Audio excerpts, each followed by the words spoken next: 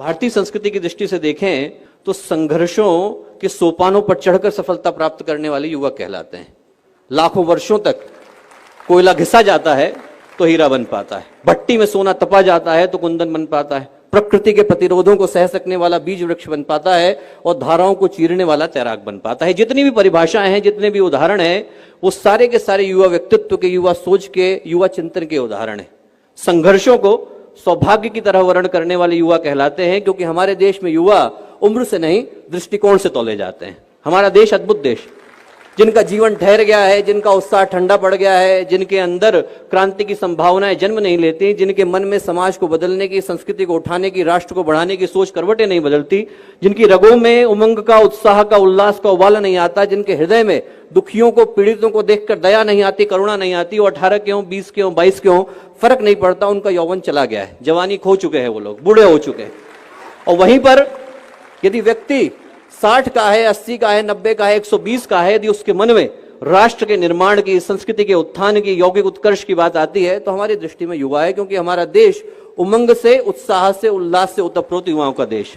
एक ऐसा देश है जहां पर 89 वर्ष की उम्र में गोस्वामी तुलसीदास रामचरितमानस लिखने के लिए बैठते हैं। एक ऐसा देश है जहां पर 120 की उम्र में तैलंग स्वामी दीक्षा ग्रहण करते हैं, 118 की उम्र में नागार्जुन समाधि की यात्रा पर निकलते हैं, और 4 वर्ष के ध्रुव, नचिकेता, प्रहलाद, लिस्ट एकदम इनॉर्मस है, उपमन्यु, दालक, श्वेत केतु, अष्टावक्र, ये सब जन्म से योग का ज्ञान लेकर के आते हैं। क्योंकि हमारे देश में युवा होने का मतलब उम्र की निर्धारित कैटेगरी में होना नहीं होता। हमारे देश में युवा होने का मतलब राष्ट्र के प्रति, समाज के प्रति, संस्कृति के प्रति सही जज्बे का और सही जोश का होना होता है। और दोस्तों, आज की तारीख में अपना देश, अपना समाज ऐसे युवाओं की तलाश बड़ी शिद्दत से कर रहा है, बड़े दिल से कर रहा है। क्यों? क्योंकि आज की परिस्थितियां बड़ी भीषण और भयावह हैं। कहने को कोई महाभारत का रण नहीं सजा है, कहीं कोई देवासुर संग्राम नहीं हो रहा है, कहीं कोई कुरुक्षेत्र में पांचजन्य नहीं बजा रहा है, कहीं कोई रावण, कहीं कोई दुर्योधन, कहीं कोई महिषासुर त्रिलोक पर कब्जा करके नहीं बैठ गया है। पर आज की तारीख में जो भीषण परिस्थितियां हैं, उसमें देवासुर संग्राम भी इंसान के मन के भीतर है और कुरुक्षेत्र भी इंसान के मन के भीतर है। जितनी चीख चिल्लाहट, जितनी घबराहट, छटपटाहट, हाय हत्या, मारकाट आदमी के मन के भीतर चल रही है, उतनी तो कुरुक्षेत्र के मैदान पर भी नहीं थी। आज का इंसान आलीशान मकान लेकर के बैठा है, करोड़ों के ढेर लेकर के बैठा है, सुख सुविधाओं के अंबार लेकर के बैठा है, पर भावनात्मक रूप से तो रिक्तता लेकर के बैठा है। 9 मंजिल का मकान बना करके बैठा है, पर परिवार को तो भुला करके बैठा है। चंद्रमा पर जाने का यान बना करके बैठा है, पर मां को तो भुला करके बैठा है।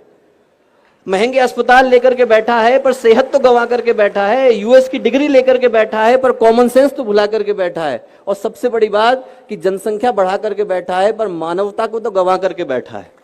तो दोस्तों, यदि ये सब कुछ ऐसा ही चलता रहा जैसा आज हम देख रहे हैं, तो हम अपने बच्चों के लिए शमशान घाट छोड़ करके जा रहे होंगे। हमारे बच्चे हमें कभी माफ नहीं करेंगे। इस दुनिया को बदलने की आवश्यकता है, और इस दुनिया को बदलने के लिए ऐसे व्यक्तित्वों की आवश्यकता है जिनका जीवन उन प्रकाश स्तंभों की तरह से हो जो भटकते राहियों को दिशा दिखा सके, जिनका जीवन उन टिमटिमाते दीपों की तरह से हो जो घटाटोप अंधियारे से लड़ने का साहस रखते हो, जिनका जीवन उन नींव के पत्थरों की तरह से हो जो अपने कंधों पर इमारतों को उठाने का दम रखते हो, जिनका जीवन उन नाव के मस्तूलों की तरह से हो जो धाराओं को चीरने का साहस रखते हो, जिनका जीवन पूज्य गुरुदेव की तरह से हो, एक ऐसे व्यक्ति की तरह से हो जिनने अपने जीवन के 58 वर्ष किसी से मुलाकात नहीं करी और बाकी के 22 वर्षों में 3400 किताबें लिखी और सारी की सारी फ्री अवेलेबल करा दी, कोई ले जाए उसे, no copyright, anyone can have it. इस तरीके के व्यक्तित्वों की तरह से हो जो लाखों करोड़ों को दिशा दिखाने का साहस रखते हो। मेरी दृष्टि में युवा होने की यही परिभाषा है।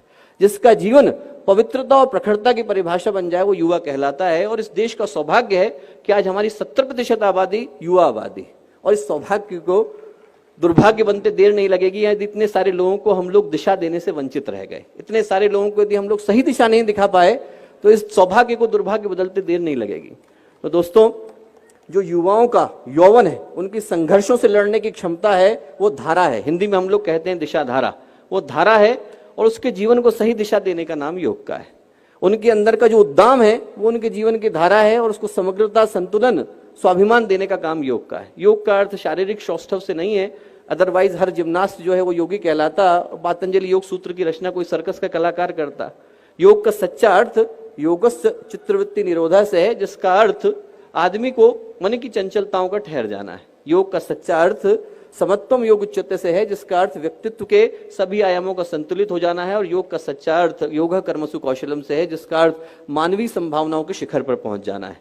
तो जब बात युवा योग की है तो मैं यही प्रार्थना करूंगा कि इस कार्यक्रम की जब परिणति हो, जब हम लोग अंतर्राष्ट्रीय योग दिवस मना रहे हो, तो उसका जो शुभ परिणाम इस रूप में निकल करके आएगा। यदि इस देश को भगत सिंह की तरह के योगी मिलेंगे, सुभाष चंद्र बोस की तरह के योगी मिलेंगे, स्वामी विवेकानंद की तरह के योगी मिलेंगे, उनने योग किया हो न किया हो, यदि उनके मन में भारतीयता की भावना थी, समाज को बदलने की भावना थी, तो मेरी दृष्टि में योगी थे। और ऐसे योगी निकल करके आएंगे तो इस देश का, इस समाज का, इस राष्ट्र का भविष्य बिल्कुल नया होगा, नूतन होगा और मंगलकारी होगा। बहुत बहुत शुभकामनाएं, बहुत बहुत धन्यवाद।